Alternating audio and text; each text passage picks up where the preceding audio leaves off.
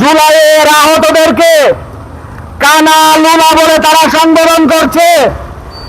সেই দিন আমরা অবাক হব না, যেই দিন আমরা শুনতে পাবো সেই জুলাইয়ের তামাম শহীদদেরকে তারা দুষ্কৃতিকারী হিসেবে তারা সম্বোধন করবে। তারেক রহমান মুচকি মুচকি হেসে দেশ পরিচালনা করছেন। ওনার স্ত্রী ডক্টর জোবাইদা রহমানকে নিয়ে কুসুম কুসুম প্রেমের স্তবক দিচ্ছেন, আর এদিকে ওনার লালিত সন্ত্রাসী বাহিনী সারা দেশে বিরোধী দলের উপর ন্যাক্কারজনক হামলা করছে।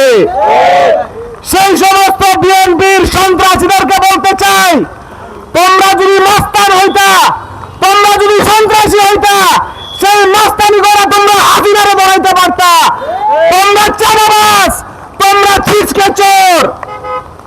সেই সমস্ত হামলাকারীদের উদ্দেশ্যে বলতে চাই, এক ভাগে শীত যায় না।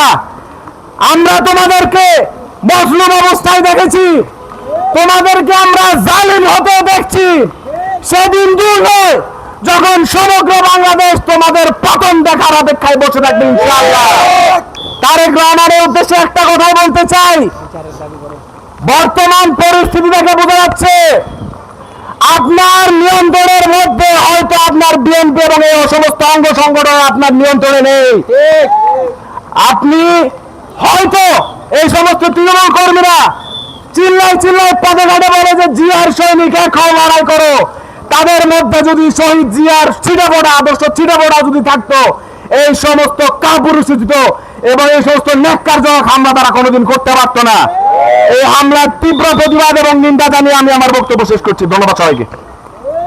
সংগ্রামী বন্ধুগণ, এই জুলাই মাসে আমরা 24 সালে উৎখাত করতে সক্ষম হয়েছিলাম।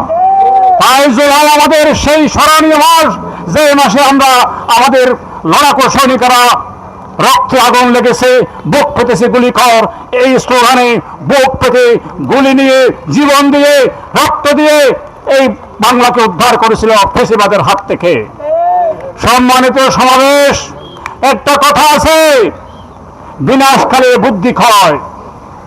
আজকে যারা ইঞ্জিনিয়ারিং করে ক্ষমতায় গেছে, তারা আজকে বিপ্লবকে অস্বীকার করতে চাচ্ছে।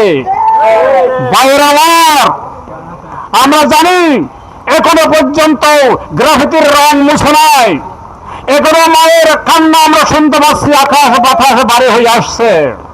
সন্তান হারা সেই বাবার কান্না আমরা এখনো বাবা কান্না শুনতে পাই। সংগ্রামী সমাবেশ, আজকের এই দিনে আমাদের বলতে বাধ্য হচ্ছি, একটি দল তারা আমাদের এই অর্জনকে বিসর্জন দিতে চাচ্ছে ক্ষমতার মোহে পড়ে। সংগ্রামী সমাবেশ, আমরা দেখেছি 1990 সালের সেই ছাত্র গণ অভ্যুত্থানের কথা। সেই অভ্যুত্থানের 3 দলীয় জোটের রূপরেখায় যে কথা ছিল, একটি গণতান্ত্রিক বাংলাদেশ, একটি সংসদীয় পদ্ধতির বাংলাদেশ, একটি তত্ত্বাবধায়ক সরকার পদ্ধতির মাধ্যমে নির্বাচনের মাধ্যমে প্রতিষ্ঠিত একটি বাংলাদেশ। কিন্তু এই বিএনপি সেদিন অর্ধেক মেনেছিল, প্রধানমন্ত্রী শাসিত সরকার করেছিল, তত্ত্বাবধায়ক সরকার প্রশ্নে বলেছিল এটি পাগল এবং শিশু ছাড়া কেউ বুঝে না, কেউ নিরপেক্ষ নয়।